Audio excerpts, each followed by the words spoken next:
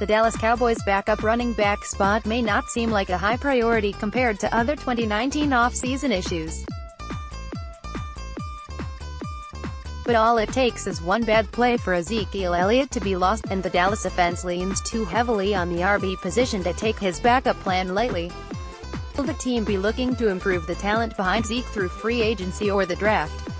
Right now, the only running backs signed to the Cowboys roster are Elliott, Darius Jackson, and Jordan Chunn. The backup for the last few seasons, Rod Smith, is currently an unrestricted free agent. Jackson and Chunn have a combined 6 carries for 16 yards in their careers, and all of those came from Darius in the Cowboys' meaningless 2018 regular season finale. Chunn spent all of his rookie season on the practice squad. A 6th-round pick for Dallas in 2016, Darius Jackson is on his 3rd stint with the Cowboys after stops in Cleveland and Green Bay in between. He has flashed some electric running ability at times but clearly hasn't been able to stick with a team. Could 2019 be his chance? Jordan Chunn was an undrafted free agent out of Troy last year. He's a big, powerful runner with some deceptive athletic moves as well. What stands out most with both of these guys isn't positive, though, and that's their mutual inexperience and draft capital. Would the Cowboys really leave their RB depth charts thin when they're trying to make a championship run? Dallas Cowboys RB Rod Smith. Dallas could be hoping to eventually re-sign Rod Smith at a bargain price. He's a solid backup and special teams leader, and the longer he sits unsigned in free agency, then the lower his price should be. But is it time for the Cowboys to invest more in their other running backs? Not only is 2019 a critical year, but upcoming contract negotiations with Elliott could make it a wise move. This upcoming season is the last one of Zeke's standard rookie contract. Dallas will have to decide if they want to sign him long-term or let him play 2020 on his 5th-year option as a former first-round draft pick, which would pay him about $9 million. Signing or drafting a player of consequence now, and having them under contract over the next few seasons, would give the Cowboys some added leverage in contract negotiations with Elliott. What's more, who's to say that Zeke's impressive durability will just continue? He's already had a lot of touches in 3 years, even with the 6 suspension games. Maybe it's time to find someone who you don't mind giving some of the workload to. Some of the top free agents available likely won't want the reduced role and money that playing behind Elliott will mean. That would take guys like Jay Ajayi and CJ Anderson off the list. What about older veteran who can still ball, like Marshawn Lynch, Darren Sproles, or Doug Martin? You might not want them as a featured player anymore, but they could still be effective on limited touches. Joining a potential contender like the Cowboys in a supporting role could be exactly what these guys are looking for. Other free agent options would be players who are used to backup roles, such as Isaiah Crowell, TJ Yeldon, or Spencer Ware. They would be probable upgrades from Rod Smith, but for minimal money if they stay unsigned much longer. Oklahoma Street. RB Justice Hill. The draft is another way to add some RB talent, and it could be the smartest one. A drafted player, even as high as Dallas' 2nd-round pick, would have a 4-year rookie deal at a minimal salary. A player that could make a lot of sense for the Cowboys is Justice Hill out of Oklahoma State. He brings a change of pace from Elliott as a smaller, quicker back and could be available for them during day 2 of the draft. Hill was featured as a potential Cowboys target by our Brian Martin a few weeks ago. You might say that having Elliott makes any sort of serious draft pick at running back a wasted pick. But with Zeke turning 26 after the 2020 season, the Cowboys might be willing to let someone else give him a huge deal and move on to a much cheaper option. And again, who says that Elliott makes it through another 16-game season in playoffs without a major injury? It can happen to the best of them. Clearly, this could go any number of ways. Dallas might bring back Rod Smith or some comparable player for a cheap, easy answer at backup running back. Maybe they invest in a more proven free agent, or perhaps they draft someone early enough to matter. However it goes, let's just say that I highly doubt Darius Jackson will be RB2 come September. 2019 offseason running back. The signing of free agent safety Jorge Elliott over the weekend has put a big question mark over the position for the Cowboys. He was backup last year in Minnesota and is on just a one-year contract, so does Dallas expect him to start? And if so, what does that mean for Jeff Heath and Xavier Woods? Had Dallas signed someone like Earl Thomas or Eric Berry, or even several of the less lofty names that were on the open market, then a starting role wouldn't even be up for debate. We'd only be asking which player between Heath and Woods would be moving to the bench. But Elliott doesn't bring that same pedigree. He only started 3 games last year for the Vikings due to injuries, serving a primary reserve all of 2018. This was after he'd been a 5-year starter with the Cincinnati Bengals from 2013 to 2017. It's important to fully understand Elliott's situation. He was released by the Bengals in the middle of the 2018 preseason after they'd spent a second-round pick on Jesse Bates.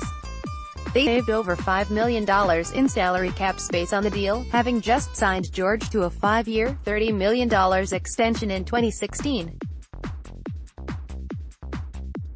Mid-August is a bad time to become a free agent, and especially at 28 years old. Most starting jobs are already decided and even primary backup roles are generally filled out. Teams are mostly assessing their developmental players by this point. It says something that Mike Zimmer, Vikings head coach, decided to add Elliott just a few days after he was released by Cincinnati. Remember, Zimmer was the defensive coordinator for the Bengals from 2008 to 2013. That means, he helped draft Elliott in 2012 and had him as a full-time starter the following year. Safety Jorge Elliott. Most teams would have waited until after week 1 to add a veteran like Elliott, so that his contract would not be fully guaranteed. But Minnesota, with Zimmer likely the driving force behind the move, scooped George up almost immediately. This wasn't because the Vikings were hurting at safety, either. They had multi-time Pro Bowler Harrison Smith and veteran Anderson Deha locked in as starters, plus Anthony Harris as a solid backup. The point here is that this isn't the time to blindly exclaim, "He didn't even start with his last team." These weren't typical circumstances. That said, there is some question as to what Jorge Elliott's role will be with the Dallas Cowboys.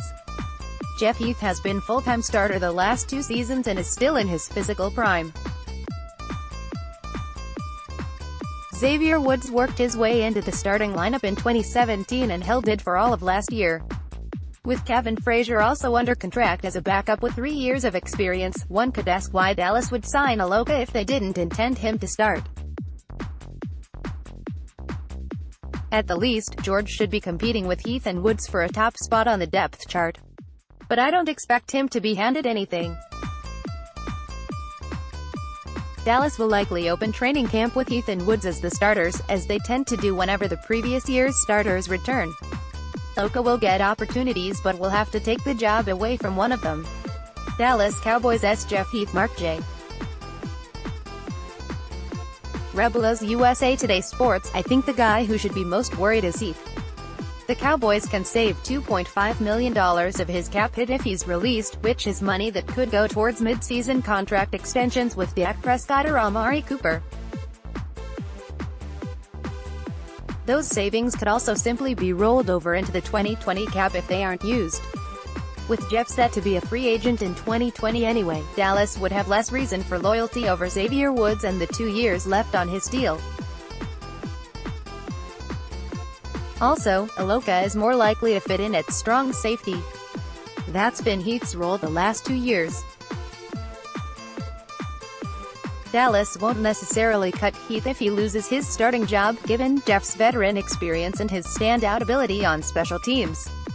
His $2.95 million cap hit isn't too high for a primary veteran, and especially one who can play both positions. Still, this isn't certain.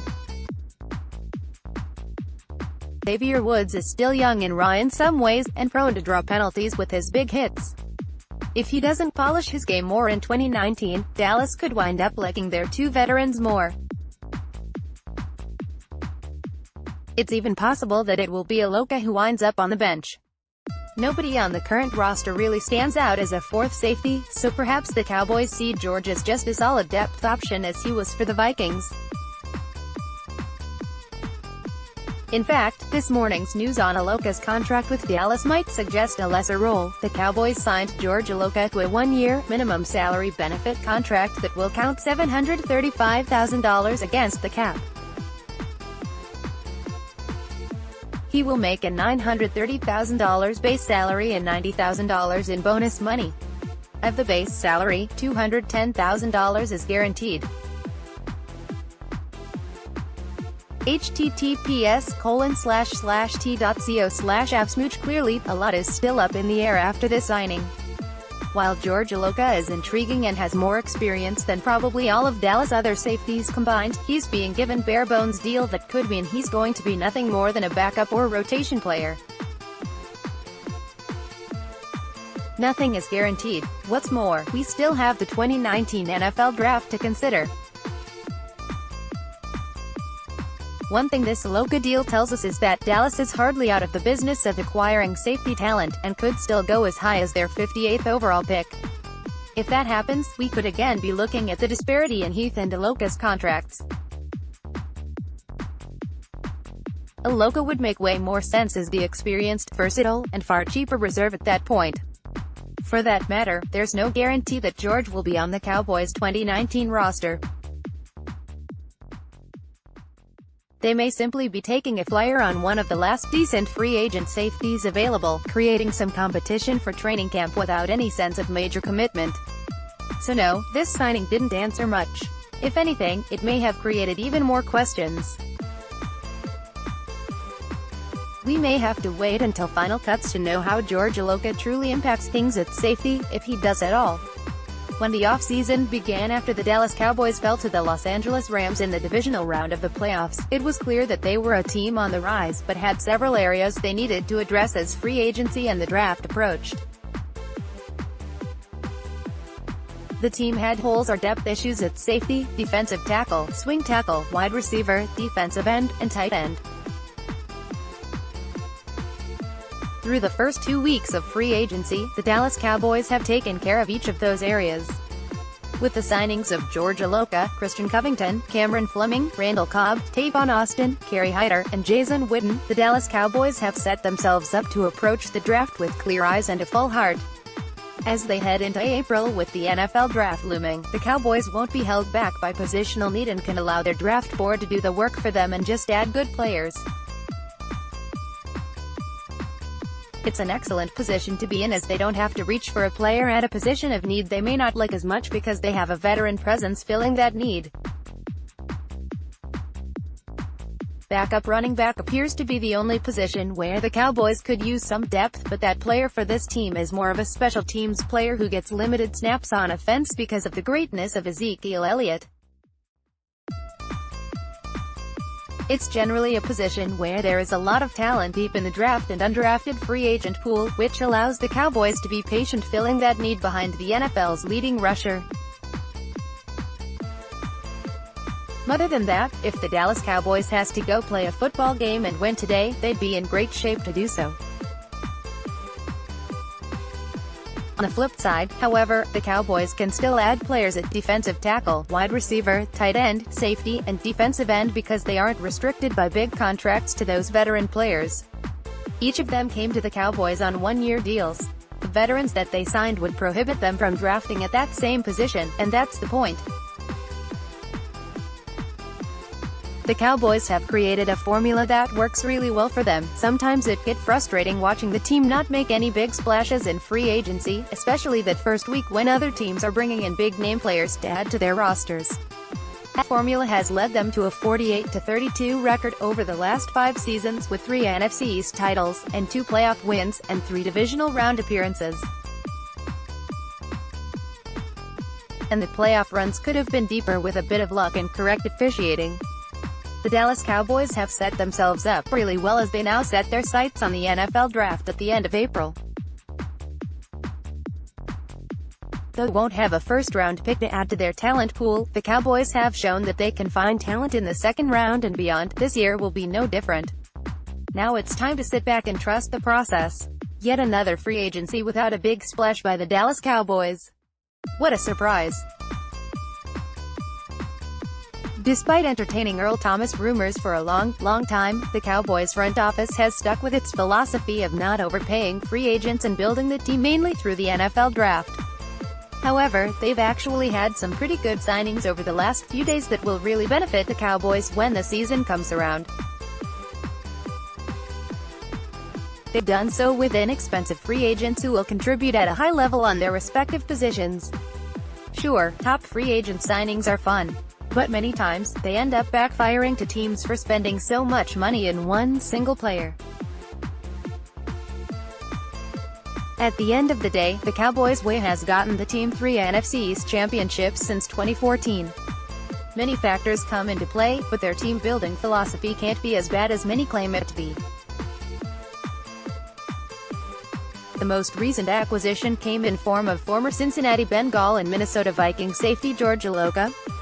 The Cowboys had a desperate need at the defensive backfield and finally they've done something about it. On a heavy safety market, the Cowboys sat tight while watching the top free agents get top contracts around the league, including Landon Collins' record-breaking deal with the Washington Redskins. Now, they've gotten a guy who can play both safety positions. I'll be surprised if he doesn't take Jeff Heath's job. He's played as a free safety most of his career, but being a good tackler, he should do a good job in the box. Iloka will also shine on special teams in Dallas. So far, my favorite signing may be that of former Green Bay Packer, Randall Cobb. The Cowboys had an important need at the wide receiver position despite counting with Amari Cooper and Michael Gallup leading the room. Cole Beasley is a tough guy to replace, and although Cobb may not be a better slot receiver than him, he certainly has the experience and the skill set to be a starting slot WR. What's more, he'll only cost the Cowboys $5 million while Beasley got a 4-year deal with which he'll earn $17 million over the first 2 years. Cole Beasley will be missed, but the good thing is the front office did a pretty good job at filling the concerning hole on offense. Cooper, Gallup and Cobb are definitely not a bad starting trio to have. Other under-the-radar moves will also help the Cowboys. Kerry Hyder may not be a well-known in the NFL, but he'll surely contribute to this defensive line as a rotational player. Hyder had 8 sacks in 2016 with the Detroit Lions before suffering an Achilles injury in 2017 and dealing with a scheme change last season. Hyder will surely be happy about being back to a 4-3 defense in Dallas. Christian Covington was another overlooked signing. Covington will help on the interior of the defensive line, and although he'll likely not be a starter, he'll be an important piece in the rotation for a very reasonable contract, also a 1-year deal. For a football team that's constantly criticized for not being active in free agency, the Cowboys have done something at pretty much every position where they need help. Safety, defensive end, defensive tackle, wide receiver and tight end have all been addressed this offseason prior to the NFL draft. This will give them great flexibility in April and could lead to a pretty good best player available strategy. Now granted, there are still concerns regarding the young, to-be-extended, group of players. DeMarcus Lawrence hasn't reached an agreement with the Cowboys and will continue to postpone surgery until he does. If the front office doesn't strike a contract with the star pass rusher, it won't be possible to consider this offseason a good one no matter what happens. Dallas can't let him leave. In the meantime though, they've had a pretty quiet yet successful March. And they're not done yet. Robert Quinn could end up wearing the star if a trade with the Miami Dolphins does end up taking place. We'll see if the Cowboys continue to build on an already pretty good free agency.